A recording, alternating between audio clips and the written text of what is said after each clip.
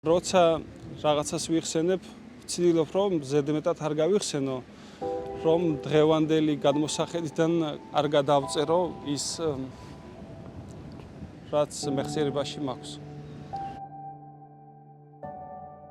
ზოგჯერ გმირის ისტორია მხოლოდ ბრძოლის ველზე არ სრულდება. ის გრძელდება მისი შვილების ცხოვრებაში, მათ გზაში, არჩევანსა და ძალაში, რომლითაც მამის სახელის ღირსეულად ტარებას აგრძელებენ. გადაცემას ერთი გმირის ისტორია განსაკუთრებული სტუმარი ყავს. კამანის გმირის, ზაზა პაკელიანის ვაჟი, დავით პაკელიანი. დიდი პასუხისმგებლობაა, რომ ამხელა გმირი მამის შვილი ხარ. დავით პაკელიანის ცხოვრება მხოლოდ პირადი წარმატების ამბავი არ არის. ეს არის ისტორია მემკვიდრეობით მიღებულ ღირსებაზე, პასუხისმგებლობასა და იმ ძალაზე, რომელიც გმირის შვილს მთელი ცხოვრება თანსდევს. განცდა მაქვს, რომ ის რაც მამა ჩემი იყო, ჩემ შვილებში უფრო მეტად გადავიტანო. გადაცემა სპეციალურად იტალიაში, პალერმოში ჩაიწერა. ქალაქში, სადაც დავით პაკელიანი დღეს ცხოვრობს და მოღვაწეობს. მე გავაგრძელე იმ გულუბრყვილო ემოციებით, მაგრამ გახლეჩილი გულით ალბათ. საქართველოსთან და მამის გმირობასთან მისი უხილავი კავშირი არასოდეს წყდება. პატარა მეკითხება თუ აირჩევს ბაბუის გზას, ანუ მეომარი უნდა გამოვიდეს. ეს არის ემოციური საუბარი შვილზე, მამის ხსოვნაზე და გზაზე, რომელსაც გმირების შვილები ხშირად ყველაზე დიდი სიმძიმით, მაგრამ უდიდესი ღირსებით გადიან.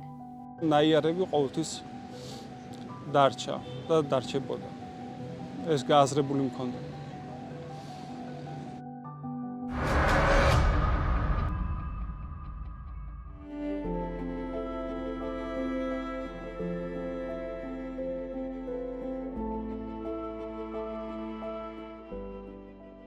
ჩემი ბავშვობა დიდად განსხვავებული არ მგონია ყოფილიყო სხვა ბავშვებისგან. გარდა იმ წარე ეპიზოდისა, რომელიც აფხაზეთის ომით დასახელდა და რა დროსაც ომის პერიოდი სვანეთში გავატარე. იმ პერიოდიდან შეიცვალა ჩემი ცხოვრება, იმ მხრივ რომ სხვანაირად დავიწყე ყველაფერზე ხედვის ჩამოყალიბება. ალბათ განპირობებული იყო იმით, რომ კი ბავშვი ვიყავი, მაგრამ ბევრ რაღაცებს ვერ ხვდებოდი ალბათ. მაგრამ ის წარე დღეები იმ მომენტისთვის მე მგონი ვერ ხვდებოდი იმდენად. თანდათან რაც რო გადიოდა, უფრო და უფრო მეტად ხვდებოდი რამდენად შეცვალა ამან ყველაფერმა ჩემი ცხოვრება. ეს პროგრამა, რომელიც აფხაზეთიდან დევნილი ბავშვებისთვის შეიქმნა და რის საფუძველზე ჩვენ აქ ჩამოვედით, იყო ალბათ გადამტეხი მომენტი ყველასთვის. მე ესე ვიტყოდი, რომ ამ ჩვენი 90-იანი წლების გამოცდილება, ამ ბავშვების გამოცდილება რადიკალურად შეცვალა აქაურმა ჩამოსვლამ და აქაური ცხოვრების სტილის შეცნებამ. იმიტომ რომ ჩვენთვის სხვანაირი დინამიკა იყო ცხოვრების და აქ სხვა დინამიკა დაგვხვდა, რომელიც თანდათან ჩვენი გახდა, ჩემი აზრით. ყოველი აქ ჩამოსვლა და ყოველი აქედან წასვლა ჩემთვის პრობლემა იყო. ემოციური პრობლემა უფრო მეტად. იმიტომ რომ აქ ჩამოსვლა ნიშნავდა იქაური ცხოვრების სტილის დატოვებას და აქედან წასვლა აქაური ცხოვრების სტილის დატოვებას. ორივე ჩემთვის ძვირფასია და მნიშვნელოვანი. იმიტომ რომ იმ 90-იანებსაც თავისი ტკბილი მხარეც აქვს, წარესთან ერთად. საბოლოო ჯამში აქაური ალბათ იმით განსხვავდებოდა ჩემთვის, რომ ადამიანები უფრო მეტად ორიენტირებული იყვნენ სიყვარულის გადაცემას ერთმანეთისთვის და იმ ყოველდღიური ფიქრებისგან თავისუფალი ცხოვრება იყო. მაგრამ იმ განჭირვებაშიც ჩემი აზრით სიყვარული უფრო მეტად შეიძლება იყოს გამოხატული. და მაგიტომ ჩემთვის ორივე მხარე ძვირფასია. იმ ყოველ სირთულეს ჩემთვის დღეის გადმოსახედიდან უფრო მეტად ვაფასებ ამ რთულ დღეებს, იმ ჭრილობებს უფრო მეტად აქვს საშუალება ადამიანის სულის, ადამიანის გონების ჩამოყალიბების, რომელიც საბოლოო ჯამში არის შედეგი იმისი, რაც დღეს ვარ. აღმოჩნდი იტალიურ ოჯახში, რომელიც არის ექიმი, ნინო კოლეტი, რომელმაც ალბათ ჩემში ის გააღვიძა ის სურვილი, რომ მეც ექიმი გავხდარიყავი. მისი ეს ადამიანური მხარე ჩემთვის გახდა ალბათ სიმბოლო იმისი, რაც მე დამაკლდა ამ აფხაზეთის ომის ტრაგედიის შემდეგ. როდესაც მამა დავკარგე, როცა ვიყავი 8 წლის.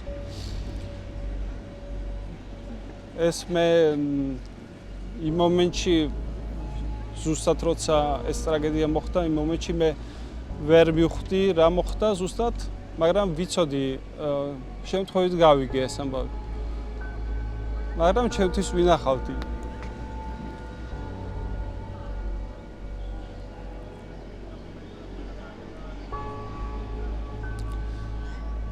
ეს ჩემი დანაკლისი ალბათ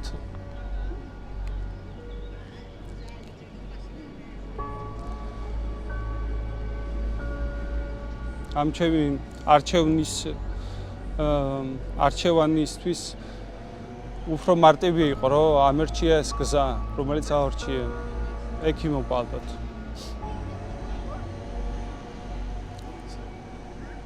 რთულია ეს ლაპარაკი. გახსენება 30 წლის შემდეგაც რთულია.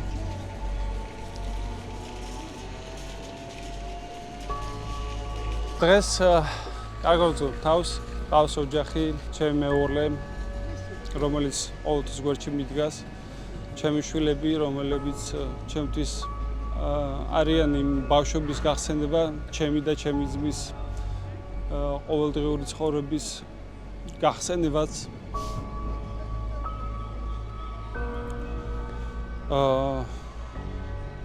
აქ იტალიაში რო გადმოვედი, ჩემი მიზანი იყო გადმოსვლის კარიერის გაგრძელება. საქართველოში დავამთავრე სახელმწიფო სამედიცინო უნივერსიტეტი 2009 წელს, რის შემდეგაც 2010-ში გადმოვრცხოვდი, რომ გამეგრძელებინა რეზიდენტურა სისხლძარღვთა ქირურგიის მიმართულებით, რომელიც აქ გავიარე.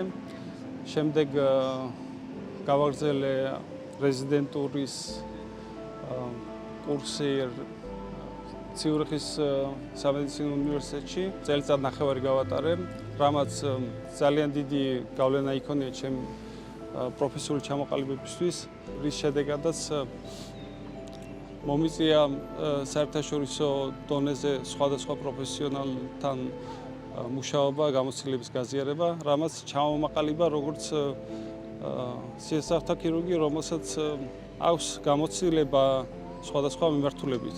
თამამად შემიძლია ვთქვა, რომ მუშაობ ისე, როგორც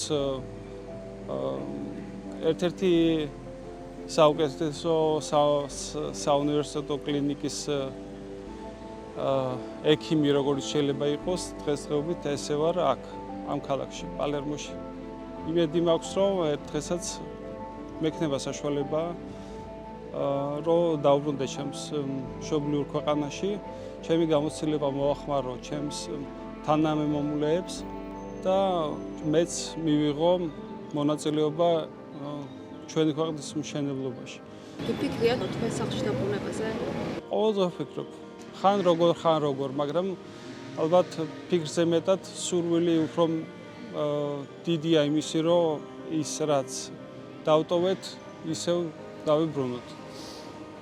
და ის ხალხი იქ აღარ დაგვხვდება, მაგრამ ის ემოცია მაინც ჩვენში იქნება. რა კადრი გიდგათ ყოველთვის ხოლმე რა გახსოვთ, რა გახსენდება, თუმცა მან სახლზე ფიქრობთ და ბავშვობაზე. ერთი კადრი არ არის. ყველა კადრი ერთად არის ერთში. ერთიანად ვხედავ. ერთი მომენტი არ არის ჩემთვის. რო ვიხსენებ ესე დიდ გამოსახულებად ვხედავ ყველა ჩემს მომენტს ერთდროულად. ეს ერთი გამოყოფილად არ მაქვს რაღაცა. შეიძლება განცდა იყოს იმ მომენტში, ან მამა ჩემი გამახსენდეს, ან ჩემი ბებია ბაბუები, ან რაღაც ბავშვი მომენტები. ალბათ ამ ტრაგედიის შემდეგ ის ყველა მომენტი უფრო მეტად დაფიქსირებული არის გონებაში. და როცა რაღაცას ვიხსენებ, ვცდილობ რომ ზედმეტად არ გავიხსენო, რომ დღევანდელი გადმოსახედიდან არ გადავწერო ის რაც მეხსიერებაში მაქვს. მესმის ძალიან გიჭირთ ამაზე საუბარი, მაგრამ მაინც დანაშაული იქნება რო არ გკითხოთ. როგორი არის აზაპაკელიანის გმირის შვილობა, ანუ პასუხისგებლობასთან ერთად, ამ ტრაგედიასთან ერთად უდიდესი პასუხისგებლობაა ეს. როგორ გაიხსენებთ მამას?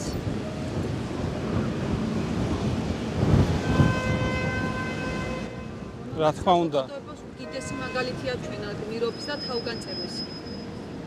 რა თქმა უნდა, დიდი პასუხისგებლობაა, რომ ამხელა გმირი მამის შვილი ხარ. ვცდილობ რომ ეს ყველაფერი ცოტათი მაინც ისე გამოვაჩინო, ან ისე ვიცხოვრო, რომ არ ვიტყვი მამაჩემის ღირსი ვიყო მეთქი. მაგრამ ყოველთვის იმის განცდა მაქვს, რომ ის რაც მამაჩემი იყო, ჩემ შვილებში უფრო მეტად გადავიტანო. მე მამაჩემის ხელა ვერასდროს ვერ ვიქნები, მაგრამ იმედი მაქვს, რომ ჩემი შვილები იყვნენ მამაჩემის ღირსები. და თუ ეს შევძელი, ჩემთვის ეს იქნება ყველაზე დიდი. ბავშვობიდან თითქოს ერთ დღეში მოგიწიათ, ხო, გაზრდა? 8 წლის ასაკის მერე უკვე დიდად იქეცით ალბათ, ხო? არა, ვერ ვიტყვი მასე. 8 წლის ასაკის მერე მე ბავშვობა გავაგრძელე. იმ გულუბრყვილო ემოციებით, მაგრამ გახლეჩილი გულით ალბათ. რომელიც მზად იყო იმისთვის, რომ გამთელილიყო. მაგრამ ნაიარები ყოველთვის დარჩა და დარჩებოდა. ეს გააზრებული მქონდა. მაგრამ ყოველდღიური ცხოვრება ალბათ ის არის, რომ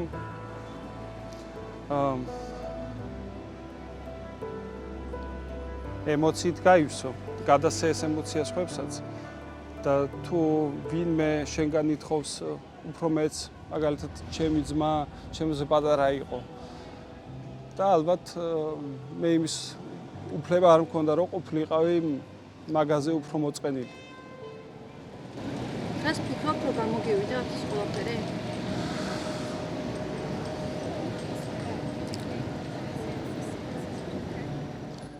ფიქრობ თუ გამომივიდა? არ ვიცი, ვერ ვიტყვი რა გამომივიდა. მაგრამ ფიქრობ, რომ შემეძლება ამის თქმა, როცა დავბრუნდებით ალბათ კამანში ან სოხუმშია და მაგ დროს შემეძლება რომ ვთქვა, რომ გამომივიდა. თქვენმა ბავშვებმა რა იციან? ჩემმა ბავშვებმა იციან ბაბუის შესახებ, ზაზა პაკელიანი იციან და ყოველთვის მეკითხებიან ინფორმაციას და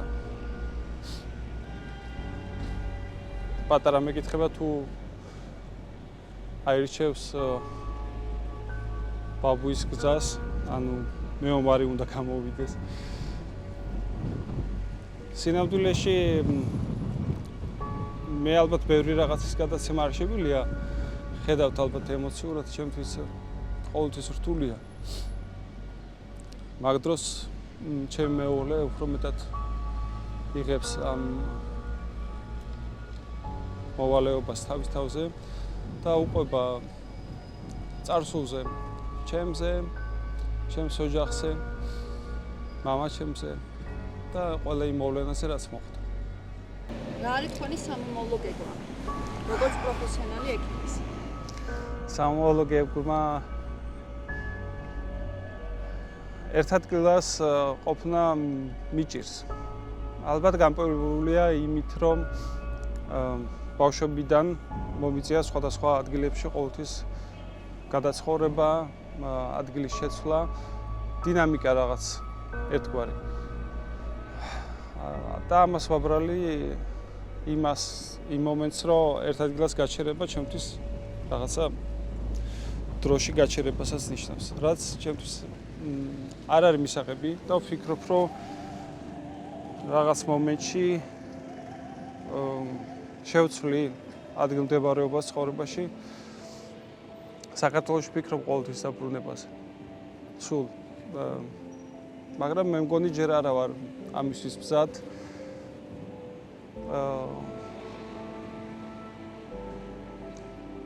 განა იმიტომ რომ არ გავიზარდე, მაგრამ არ ვიცი რაღაცა კიდე მაკლია, ალბათ უნდა შევავსო ის რაც მაკლია.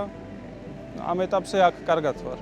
ველოდები ჩემი შვილები რომ გაიზრდებიან, თვითონ აირჩევენ სად რა გააკეთონ. ამის შემდეგ ალბათ მე უფრო თავისუფალი ვიქნები, ჩემი მიზნები უფრო მეტად ჩამოვაყალიბო და შემდეგ უკვე მოქმედებაში გადავიდე. აი ეს ნდობის აღდგენის და შედიგების პროცესი როგორ წარმოგიდგენიათ თქვენ? მშვიდობის ენაზე საუბარი და სახლში დაბრუნება. აი რას ეტყობთ ახლა იმ ახალგაზრდებს, რომლებიც გვიყურებენ და გვისმენენ? ნდობა ისეთი რაღაცაა, რაც ურთიერთობაში შეიძლება გამოცადო, ესე ვთქვათ. თუ ურთიერთობა არ გაქვს, ნდობასაც ვერ დაინახო. თავარია რომ ხიდი იყოს იმისთვის, რომ ურთიერთობა ჩამოყალიბდეს. თუ ურთიერთობა არ არის, ნდობაც არ იქნება. ანუ ქართველებს და აფხაზებს შორის მაინც დიალოგის მომხრე ხართ, ხო რა თქმა უნდა? კი, მიუხედავად ყველაფრისა, მიუხედავად ტრაგედიისა, რაც იყო ჩვენთვისაც, ალბათ ბევრი აფხაზური ოჯახისთვისაც, მაგრამ დრო გადის, ადამიანები იცვლებიან, თაობები იცვლებიან. და დღევანდელ თაობას შეიძლება არც ახსოვდეს, რაც გავიარეთ ჩვენ და არც ნდობაზე შეიძლება ველაპარაკოთ. იმიტომ რომ არ იცნობენ ერთმანეთს. თუ ურთიერთობა არ არის, ნდობაც არ არის. შესაბამისად, თავარია რომ ურთიერთობები აღდგეს. არ აქვს უშუალობა რა მიმართულებით, როგორ. მე არა ვარ პოლიტიკოსი, არ შემიძლია ამას ვილაპარაკო. მაგრამ ჩვეულებრივი ადამიანი როგორც იფიქრებს, მე მასე ვფიქრობ. ყველა სირთულე რაც კი შეხვდება ადამიანს ცხოვრებაში, იმისთვის არის, რომ უფრო ძლიერი ჩამოგაყალიბოს უფალმა და უფრო შემართებით იყო და იმ სირთულეებში გამოცდილებაც ყალიბდება და უშიარიც ხდები.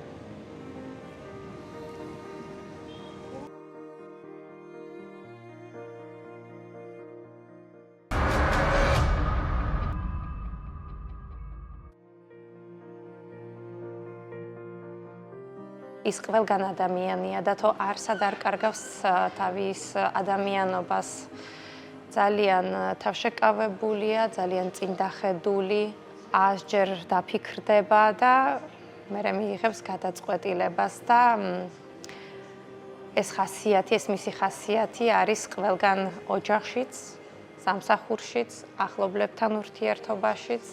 მიამაყება მისი ცოლობა. თქვენ შეკითხვას არ უპასუხა, ალბათ შეიძლება ეს მისი გულწრფელობა ეს არის და ფიქრობს, რომ მამამისის ხელა, მამამისის დონეზე არ არის. მე არ ვიცნობდი ჩემს მამამთილს სამწუხაროდ, მე ის ძალიან ბევრი ადამიანების მონაყოლისგან გავიცანი. მაგრამ შემიძლია ერთი ვთქვა, რომ დათო არის ღირსეული მამის ღირსეული შვილი. როდესაც გვაქვს რაღაცა კრიტიკული მომენტები ჩემი შვილის ცხოვრებაში, მე მას ყოველთვის ვეუბნები, შენ უფლება არ გაქვს იყოს სუსტი. შენ ხარ ზაზა პაკელიანის შვილი. ზაზა პაკელიანის სახელი ძალიან კარგად გააგრძელა დავით პაკელიანმა, მაგრამ დავით პაკელიანის შემდეგ იქნება ლუკა პაკელიანი და შენ უნდა იყო ღირსეული, რომ ატარო ბაბუაშენის გვარი.